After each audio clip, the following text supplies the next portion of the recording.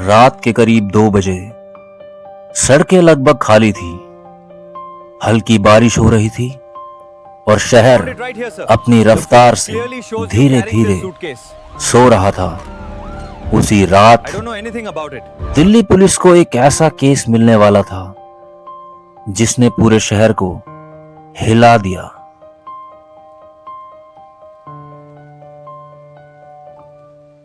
सुबह करीब 5 बजे एक सफाई कर्मचारी सड़क के किनारे पड़े एक बड़े लाल सूटकेस को देखता है। शुरुआत में उसे लगा कि शायद किसी यात्री का सामान होगा, लेकिन जब वो उसके पास गया तो उसे एक अजीब सी बदबू महसूस हुई। डरते हुए उसने तुरंत पुलिस को फोन किया।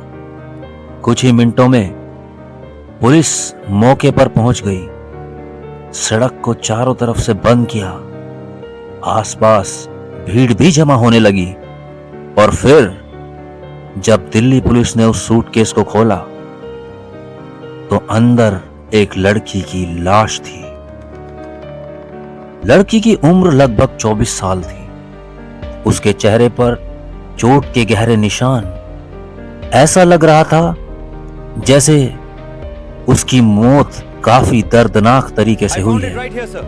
पुलिस के लिए सबसे बड़ा सवाल यह था, आखिर इतनी बेरहमी से इस लड़की को किसने मारा और उस लड़की को सूटकेस में बंद करके सड़क किनारे क्यों फेंका गया।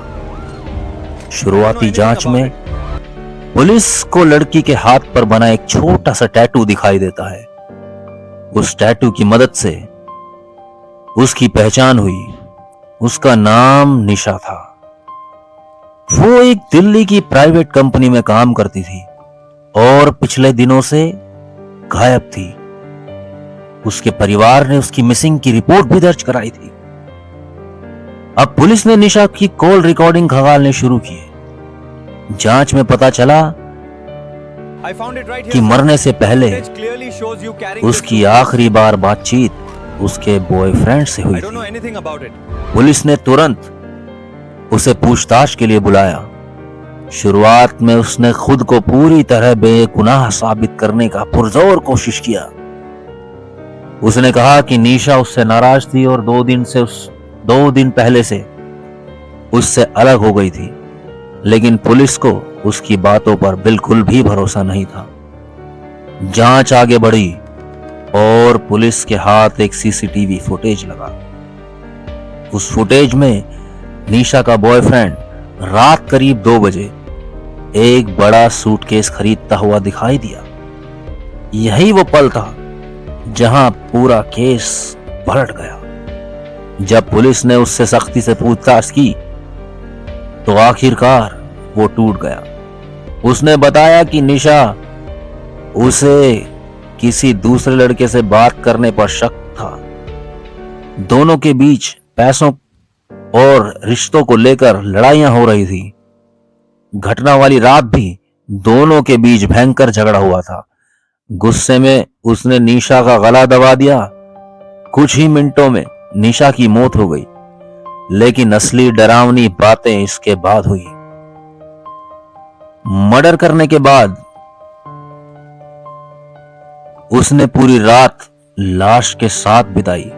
फिर उसने सुबह होने से पहले वो बाजार गया, एक बड़ा सूटकेस खरीदा और निशा की बॉडी को उसमें बंद कर दिया। इसके बाद वो अपनी कार से दिल्ली सुनसान सड़क पर पहुंचता है और सूटकेस को फेंक कर वहां से भाग जाता है। उसे लगा कि शायद पुलिस उस तक कभी नहीं पहुंच पाएगी, लेकिन वो भूल गया था कि शहर की हर सड़क, हर दुकान, हर कैमरा हरकत रिकॉर्ड कर रहा है। करीब 48 घंटे के अंदर पुलिस ने पूरा केस सुलझा दिया।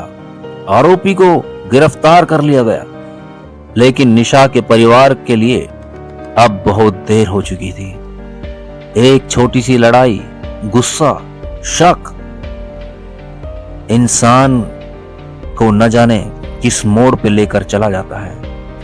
इन्हीं सब चीजों ने एक लड़की की जान ले ली और इस केस ने एक बार फिर साबित कर दिया, अपराधी चाहे कितना भी चालाक क्यों ना हो, वो कोई ना कोई गलती जरूर करता है। इस केस में भी वही हुआ।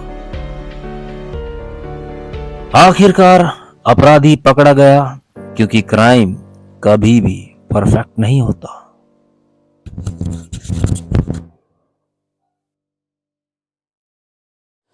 अब वो जिंदगी भर सिर्फ रोएगा।